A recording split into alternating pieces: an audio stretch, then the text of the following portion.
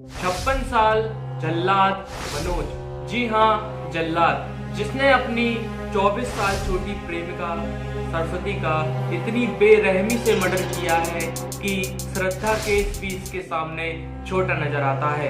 हैवानियत इतनी बढ़ चुकी थी कि सबको मिक्सी में पीस डाला और बाल्टियों में भरकर खून गटर में फेंक दिया, और तब भी मन नहीं भरा तो हड्डियों को कुकर में उबाल कर कुत्तों को खिला दिया। और साथ ही साथ जब शरीर को अलग अलग करने की बारी आई तो पेड़ काटने की कटर से उसके अलग अलग टुकड़े किए गए। इस प्रकार की दरिंदगी कोई जल्लाद ही कर सकता है।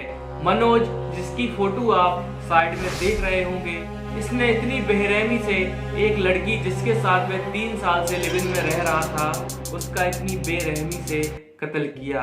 और साथ ही साथ ये बताया जा रहा है कि ये लिव इन में नहीं था, इन्होंने गुप छुप करके शादी कर ली थी। लेकिन इस सब की सच्चाई की जांच पुलिस कर रही है। साथ ही साथ देखा जा रहा है कि मनोज हर वक्त अपने बयान बदल रहा है, और सच्चाई तो पुलिस ढूंढ ही लेगी।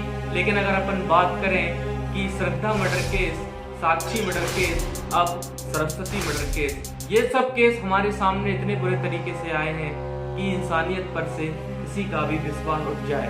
तो इन्हीं सब बातों में आगे बढ़ते हुए मैं आपको बताना चाहूंगा कि मनोज पकड़ा कैसे गया। जब मनोज का पड़ोसी उसके गेट के सामने से गुजरा तब उसको एक अजीब सी स्मेल आई। वह स्मेल इतनी गंदी आ रही थी कि उससे रहा नहीं गया और उसने मनोज का गेट खटखटाया। जब उसने मनोज का गेट खटखटाया तो देखा कि मनोज अपने रूम में रूम स्प्रे कर रहा है, लेकिन इस बात पर उसने थोड़ा ध्यान नहीं दिया। जब मनोज अपने फ्लोर से जब नीचे आया तो उसने दोबारा बोला कि यार ये स्मेल किस बात की आ रही है। तो मनोज ने उससे बोला अभी मैं बाहर काम से जा रहा हूँ, मैं आके देखता हूँ। तब उस लड़के ने, जो उसका पड़ोसी था, उसने नोटिस किया कि सेम स्मेल उसके अंदर से, मतलब उसके ऊपर से भी आ रही थी। इस बात की जानकारी उसने बाहर रह रहे सेक्रेटरी को दी, और जब सेक्रेटरी ने छानबीन कर पुलिस को बुलाया, और जब पुलिस उसके घर में आई, पुलिस ने जब उसका गेट खुलवाया तो देखा कि वहां पर सरस्वती के बॉडी पार्ट अलग अलग कटे हुए डले हुए हैं। वह बॉडी पार्ट कभी किसी थैले में, कभी किसी बाल्टी में, कभी किसी मिक्सर में डले हुए हैं। और उसने इतनी बेरहमी से कत्ल किया कि वहां पर उपस्थित पुलिस, उन्होंने भी स्मेल के मारे नजारा देखकर उल्टियां कर दी।